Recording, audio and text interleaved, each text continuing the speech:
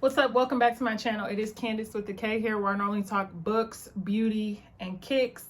Today I am telling you about a book that I recently read, and I think you will enjoy it if you love books that go back and forth in time. So I recently finished Red at the Bone by Jacqueline Woodson. She is known to be a poet and normally writes in a very poetic, free prose kind of style. This is the second book that I've read by her.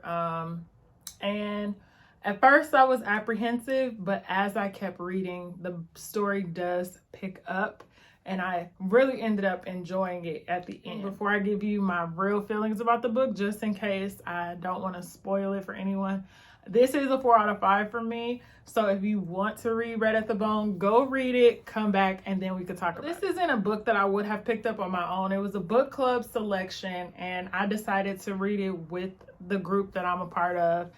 And I was scared at first. I'm not gonna lie. Not scared in the sense that the book itself is scary, but more so scared because I was not sure what was happening or where this book was going in the beginning.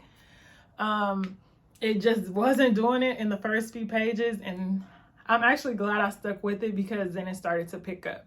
So if you don't know, one of my favorite books ever was Homegoing, and Homegoing was so magnificent because it really just followed kind of like a generations, through life, right? This Red at the Bone kind of does something similar, except for it's within a single family. So we see grandmother, grandfather, mother, father, daughter, and we see their life trajectory through this family. And I love that kind of storyline because it really showcases the ways in which we harbor and hoard, just generational whatever. It could be generational trauma, generational love, generational habits, traditions, etc. And I just love that. What we see in the book is Melody is the daughter of Iris and Aubrey. And these are two teens who fall madly in love with each other. Iris gets pregnant with Melody, and she decides to still go to college, which we have to applaud because oftentimes, especially around the narrative of teen pregnancy, that there is no hope beyond being a mother. So when she goes off to college, she leaves the baby with Aubrey and her mother, sorry if I butcher that, who ends up taking care of this baby. And I got some thoughts. I love certain aspects of this, of how we see that in this teen pregnancy, the mother put herself first. Anybody that knows me personally knows that kids are never going to be on the table. It's not something I aspire to. So when I see mothers putting themselves first, I love it. Because oftentimes fathers are able to take the easy way out and kind of just washing their hands with it. And in this instance, Aubrey did not do that, which I also applaud because it shows that males, particularly Black males, still step up to the plate. And I don't know any deadbeat fathers in my age group. Not to say they don't exist, but I do see an upward trend of where we don't have as many deadbeat fathers. And so I applaud both sides of this narrative. Thank you. So Iris decides to go to college and take a dip in the lady pond, which, okay, I guess. I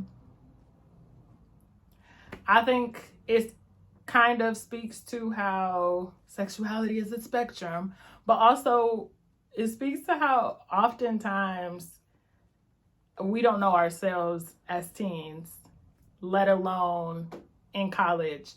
When I think about my own college experience, it's laughable because I can't believe that they really put our life trajectories in the hands of a 17, 18-year-old. At 17 and 18, I didn't even know that I did not like avocados, you know, like it's so crazy that we do this to children because we are still children when we go off to college and we're expected to make life-altering and life-changing decisions. One thing I really liked about this book is how it did intertwine some of our history into the book, and that is particularly the Tulsa fires. I am kind of really interested in learning more about what happened in Tulsa in 1921. We saw a little bit of that in Lovecraft Country.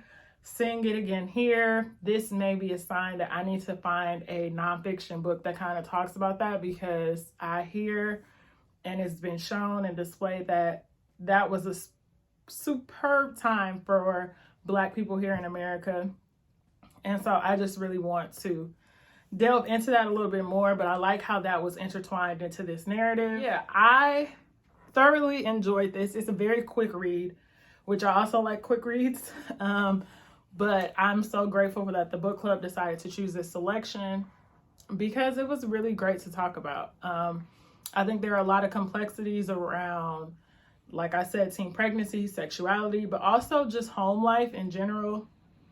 We see it over and over again, like as a teen, going through those quarrels with your mother over very minute things like a birthday celebration, you know, like stuff that's not that deep. But ultimately, you know, we family. So I love that aspect of it. So I would like to thank you all for watching. This is just my quick review of this book. Be sure to follow my Bookstagram, which is Candace with a K Reads. Also add me on Goodreads. That's a perfect way for us to connect here. And I'll be sure to see you in my next video. Peace.